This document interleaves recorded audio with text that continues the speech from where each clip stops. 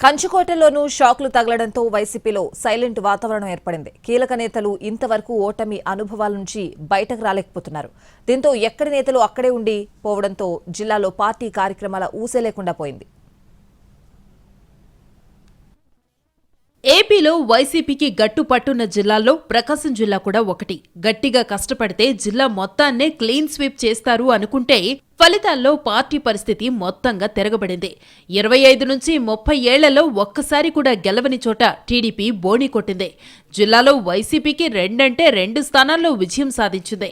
ఎర్రగొండపాలెం నుంచి తాటిపర్తి చంద్రశేఖర్, దర్శి నుంచి బూచేపల్లి శివప్రసాద్ రెడ్డిలు మాత్రమే గెలిచారు. ఇక్కడ కూడా పార్టీ సపోర్టుతో పాటు వారు వ్యక్తిగత శ్రద్ధ వల్లే బయటపడ్డారు. ఉమ్మడి ప్రకాశం జిల్లాలో 12 స్థానాలకు గాను 2019లో 8 చోట్ల గెలిచిన వైసీపీ 2024 వచ్చేసరికి కేవలం 2 సీట్లకే పరిమితమైంది. ఈ ఫలితాలు పార్టీ ముఖ్య నేతలను విస్మయానికి గురిచేశాయి. ఖచ్చితంగా గెలుస్తామనుకున్న చోట్ల వైసీపీ పరాజయం పాలవడంతో నేతలు నైరాస్యానికి లోనయ్యారు. దీంతో ఎన్నికల ఫలితాల తరువాత జిల్లాలో పోటీ చేసిన అభ్యర్థులు కనీసం సమీక్షలు కూడా నిర్వహించలేదు.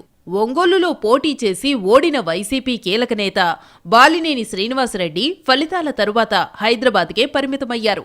ఒంగోలులో వైసీపీకి భారీ మెజారిటీలొస్తాయని అంచనా వేసిన బూతుల్లో కూడా టీడీపీకే మెజారిటీలు రావడంతో అసలేం జరిగిందో అర్థం కాని పరిస్థితి నెలకొంది. దీంతో బాలినేని తమకు అవకాశమున్న మేర 5% పోలింగ్ కేంద్రాల్లో వీవీప్యాట్ స్లిప్పులు లెక్కించేందుకు ఈసీకి దరఖాస్తు చేసుకున్నారు.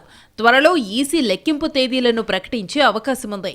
గెలుపు కోసం సాయశక్తులా కృషి చేసిన భారీ మెజారిటీతో ఓడడంతో జగన్ నిర్వహించిన సమీక్షకు కూడా బాలినేని హాజరు కాలేదు. అటు కొండెపి నుంచి పోటీ చేసి ఓడిన మాజీ మంత్రి ఆదిమూలపు సురేష్ 2 రోజుల క్రితం నియోజకవర్గానికి వచ్చి మంత్రి స్వామిపై పలు ఆరోపణలు సంధించి వెళ్లారు. అటు రివర్స్ కౌంటర్ కూడా గట్టిగానే ఇచ్చారు.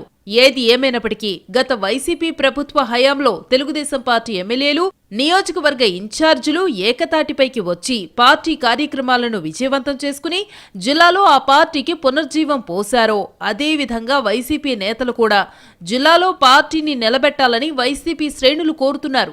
మరి ప్రకాశం జిల్లాలో వైసీపీని తిరిగి గాడిన పెట్టేందుకు అధినేత జగన్ ఏం చేస్తారో చూడాలి.